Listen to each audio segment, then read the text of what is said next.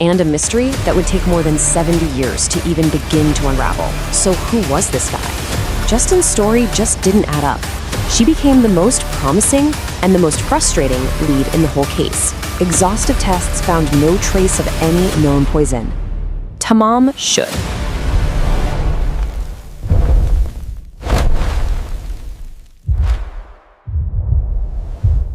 Imagine this. It's a warm summer morning in 1948. You're on the quiet sands of Somerton Beach in Australia, and you see a man. He's propped up against a seawall, perfectly dressed in a suit and tie, his shoes still polished. He looks peaceful, but there are no signs of the struggle. No wallet, no identification. It's as if he just sat down to watch the sea and never got up. This is the start of what would become one of the most haunting, unsolved mysteries of the 20th century. The police had almost nothing to go on. That is, until they found a tiny, tightly rolled scrap of paper, hidden away in a secret pocket sewn into his trousers. On it were just two words, a Persian phrase, Tamam shud. What does it mean? It means ended or finished. It was a final cryptic message that would launch a global obsession and a mystery that would take more than 70 years to even begin to unravel. So in this explainer, we're gonna journey deep into this incredible enigma. We'll start with the body on the beach, follow a bizarre trail of clues, from a poet's final words to a code that no one could break, meet the mysterious woman who might have been at the very heart of the case, and then we'll see the stunning scientific breakthrough that finally gave this ghost a name, separating the man from the myth. Okay, so let's go back to that morning. December 1st, 1948, about 6:30 a.m. A local is out for a walk along the beach when he spots the man. And it's just this strangely peaceful scene. The man looks like he's just asleep, head resting against the seawall, legs crossed. But when he's checked, he's cold to the touch. The authorities are called, and the mystery officially begins. So who was this guy?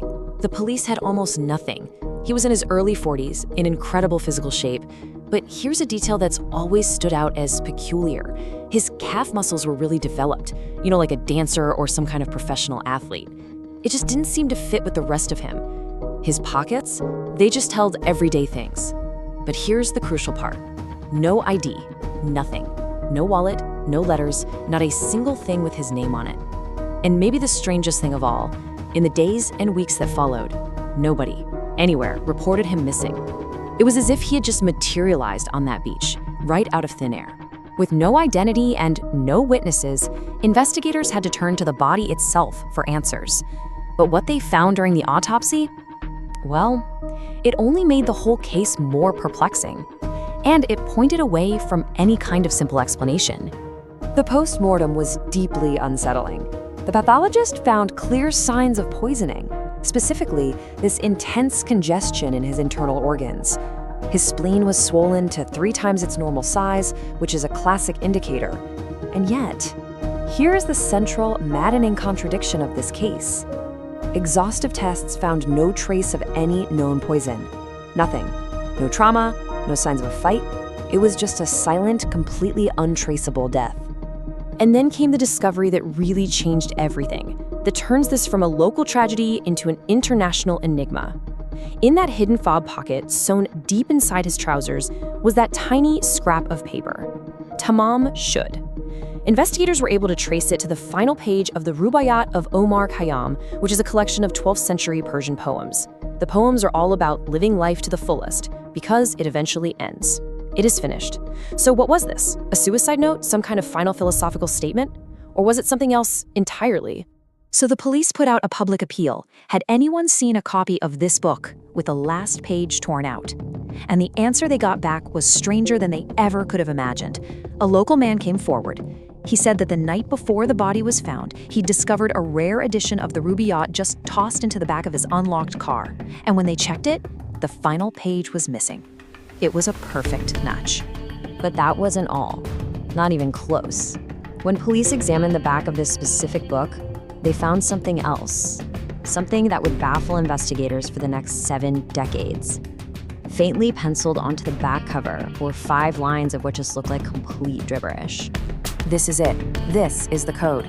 For years, the world's best cryptographers, we're talking military intelligence, amateur detectives, you name it, they all tried to crack it. And nothing worked. Was it some complex cipher that was impossible to solve without a key? The first letters of a poem? Or was it just the meaningless ramblings of a troubled mind? To this day, it remains one of history's great unsolved ciphers. The investigation took another turn when police found a brown suitcase at the local train station, and they believed it belonged to the dead man. Inside was more evidence of this deliberate erasure of identity. All the labels on his clothes had been meticulously cut off. But back in the book, another clue was waiting: a faint, unlisted phone number. That phone number led them to a nurse named Jessica Thompson, who went by the nickname Jestin. And here's the thing, she lived less than a mile from Somerton Beach, the very spot where the body was found. When police questioned her, the mystery only got deeper. Justin's reaction was bizarre. When detectives showed her a plaster cast of the dead man's face, she was intensely shocked, almost to the point of fainting. But then, she denied knowing him. She told the police that she had once given a copy of the Rubaiyat to a soldier named Elf Boxall. For a moment, it must have felt like a huge breakthrough. But then they found Boxall, alive and well, with his copy of the book completely intact. Justin's story just didn't add up. She became the most promising and the most frustrating lead in the whole case. And whatever she knew, she took it to her grave in 2007. And right there, the case just stalled. For decades.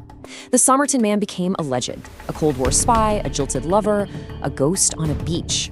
The file stayed open, but the trail was ice cold.